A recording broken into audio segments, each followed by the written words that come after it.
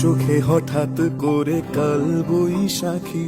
চৈত্রের শেষ বেলা পাতা ওড়ে নাকি, গত বছরের মায়া ভেঙে যাবে বলে, রাজপথ ভেসে গেছে অচেনা কাজলে,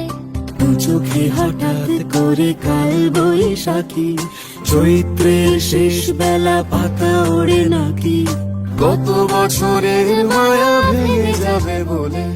রাজপথ ভেসে গেছে অচেনা কাজলে, তুমিও অঝরে তাকে শুধু ভালোবেসো, এসো হে বৈশাখ এসো।